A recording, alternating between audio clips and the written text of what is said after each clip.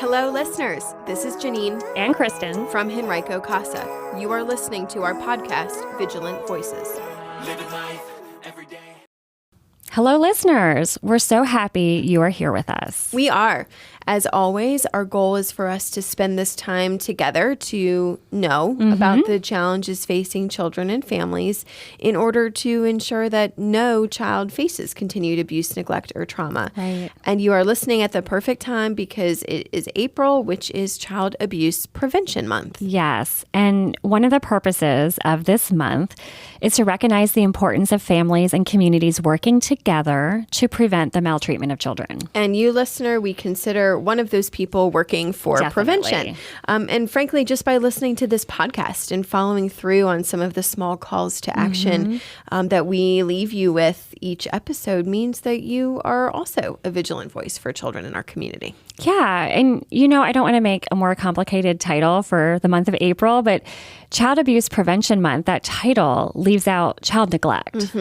Which in our work, in our caseload in Henrico County, is really more prevalent than abuse. Right. I looked at the stats and it was the vast majority, something like 80% of our cases are actually really defined as neglect. Okay. Yeah. It's such a serious issue, but I feel like many of us don't fully understand what it entails because abuse just kind of seems more concrete, right? Like it's easier to define or maybe easier to recognize. I think you're right. And I think that's where our minds go first. And I think that part of the problem is that neglect can sometimes be more subtle and harder to recognize compared to, let's say, physical abuse or sexual abuse, right? Yeah, exactly. It's not just about physical harm. Neglect can involve a failure to provide for a child's basic needs, needs like food or shelter or emotional support. Right. And in the case story I wanted to share today, it's actually failure to provide for medical needs. Right. And this is a tough one because these are children who are even sometimes extra vulnerable and fragile. And those needs can be urgent. Right. So in Jesse's case, and again, we change names for these case stories, but Jesse's medical need was that he needed a kidney transplant. So serious stuff, right? And when Jesse's CASA advocate met him, he was a teenager who was literally the size of a kindergartner. And sometimes we see medical neglect cases where the family's lack of response to whatever the medical need is rooted in poverty or maybe a language barrier or some other kind of hindrance to getting appropriate care. But in Jesse's case, his parents were just more focused on their contentious divorce, right? They were kind of consumed with a custody battle, and that was taking precedence over Jesse's very real and very serious medical needs. And those are so frustrating because they're forgetting about their child. Yeah. And the list of a child's needs is long. And sometimes we don't recognize some of those needs at first, but this is a clear and essential need that frankly, could be a life or death need. Yeah, that's so true. And we'll find out how Jesse's case ended in a bit. Okay. But in the meantime, the list of a child's needs is really long. And so there are many things that in theory can be neglected. Right. So maybe it might be helpful with this conversation today is just run through a list to make this concept of neglect feel a little more concrete. Sure. Yeah, that's a good call. So first on the list, I guess I would put physical neglect, right? And physical neglect is sometimes the most visible, so maybe the easiest to recognize or define. But this is when a child's basic needs for survival aren't being met. And so that would include food, clothing, shelter, but it can also include a lack of supervision, like this child isn't being kept safe or away from harm. And maybe what we could call a subcategory under physical neglect then is medical neglect. Yeah. Sort of, really what you've been describing in Jesse's case. Yeah. And, now that we're talking about this, we've actually been seeing a rise in medical neglect cases in our recent referrals. Yeah, we have. And I'm still not totally sure I know around it. But what we mean by this is that a child is not being given proper health care for their situation. And it may be not recognizing or responding to a child's medical needs or perhaps their disability that they have.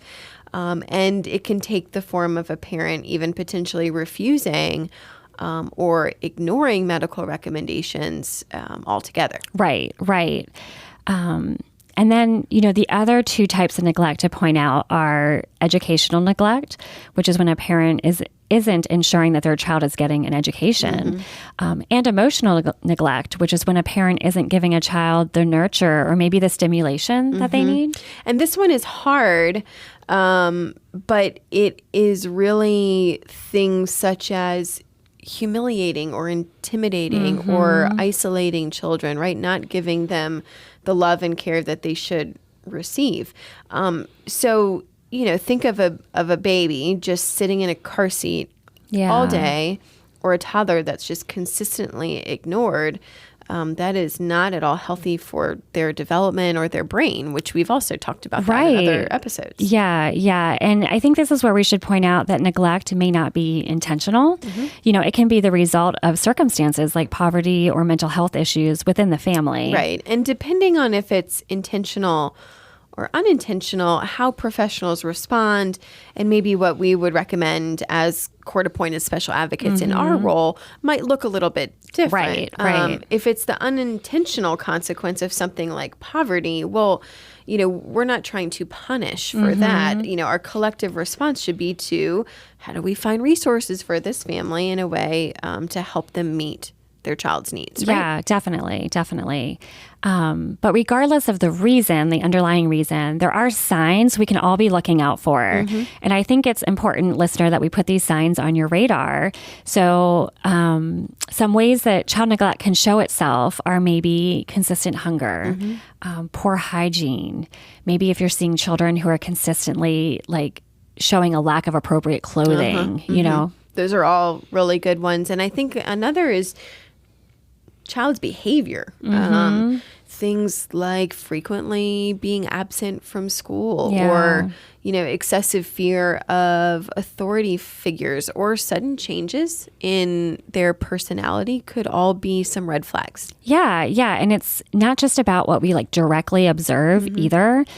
Sometimes neglect can manifest in a child's development. So it might be this kind of quiet overriding delay that you're seeing in physical or cognitive growth, but that's due to a lack of stimulation or a lack of care. Yeah, that's a good point as well. I think it's crucial for us to be aware of these signs and then take action, if we do suspect a child is being neglected. And I think that's where we take that step of report our concerns to the authorities, and reporting those, could ultimately save a child from future harm. Right. Reporting neglect is just as important as reporting abuse. Exactly. So it's our responsibility as members of society to protect those who are vulnerable, especially our children. Yeah. Right? Because kids depend on adults for their well-being. Right. And listener, we also thought it would be helpful to talk through the prevention strategies that the CDC published on their website. And the strategies that they listed, I'll link to them in the show notes, are really high level, like that systems level. They're strategies intended to change policies and practices and really society's norms. Right. So these are really high level. These are concepts to create at the highest level, safe, stable, and nurturing environments in our entire world. Right. But I think understanding them, we can maybe find a place for all of us to fit in within these high-level approaches. Sure. So I'd love for us to kind of talk through them and think about what we could each do as individuals that falls under this kind of umbrella prevention strategy. And I think, as we have hope, listener, you hear, there's always something that we can each do. For sure.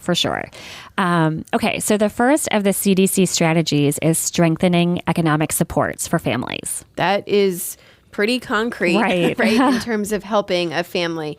If I think about that, that could be something as simple as making meals, maybe giving gift cards, helping someone with employment connections. Yeah. The list could go on and on, but those are just some right. They're kind of like the low-lying fruit in terms of how you can help someone, right? But the next two CDC prevention strategies are to change societal norms to support positive parenting and then also to enhance parenting skills to promote healthy development. Yeah. And so, on that high level that the CDC is proposing, that's public engagement and education campaigns, right? Mm-hmm. But on an individual level for us, maybe that's mentoring a parent. Totally. Mm-hmm. And that's providing maybe parenting resources. Sure. And there really are a lot out there. Everywhere. Yeah. So sharing podcasts.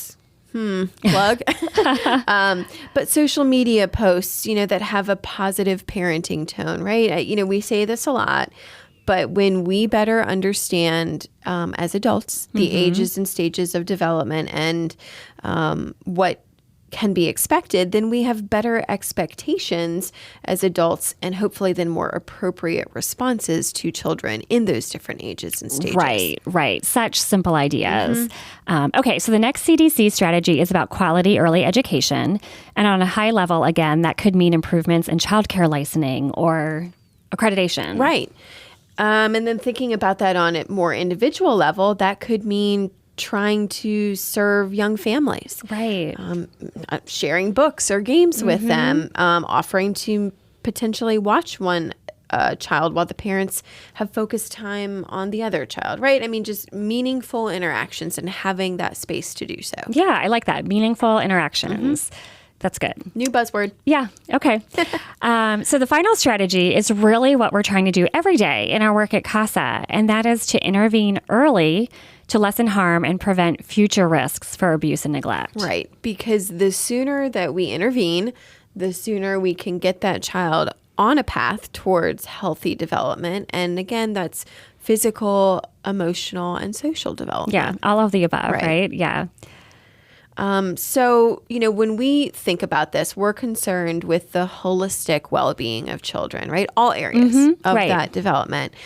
So let's kind of wrap back around and talk to us a little bit about Jesse, because I feel like from what you started to explain that his development was absolutely being hindered by his unmet but also very significant medical need. Yes, definitely.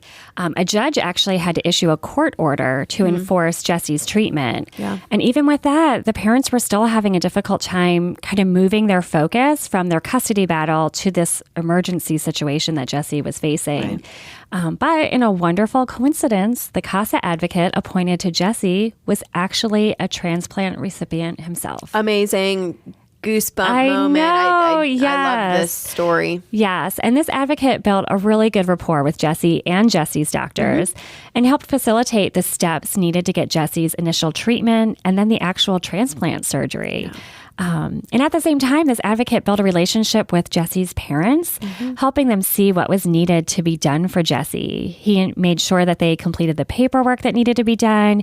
He made sure they attended counseling and coaching at the local hospital just to be better aware of how to care for their son. It's amazing. Talk about just a wonderful alignment that he had that exact same surgery. Totally crazy. And, the case remained open for a year following Jesse's surgery because the judge wanted this CASA advocate to monitor Jesse's health and well-being. And so the advocate stayed very involved, making sure the parents understood all of Jesse's needs, restrictions, follow-up care, etc. And we're so happy to report that Jesse is healthy. Love that. So thankful for that. And gosh, what a huge role that Jesse's advocate played in his well-being. He needed that intervention. It truly was a life and death situation. It was. And sometimes that level of intervention is necessary. But more often, it's the little interventions that add up to make a big difference. Like the small calls to action that we leave you with, listener. And today's action item is under the umbrella of the CDC's prevention strategy that we've been talking about of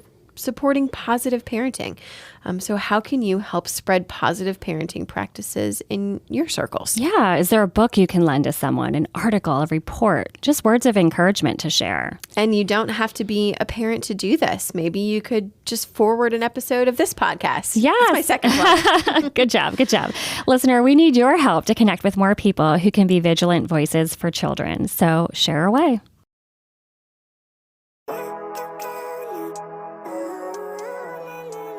Thank you for listening to Vigilant Voices, Henrico CASA's new podcast. We have a vision for all children to live in safe, healthy homes. You can help us make that happen. tell a friend about our podcast, and find us on social media. I believe in the better days.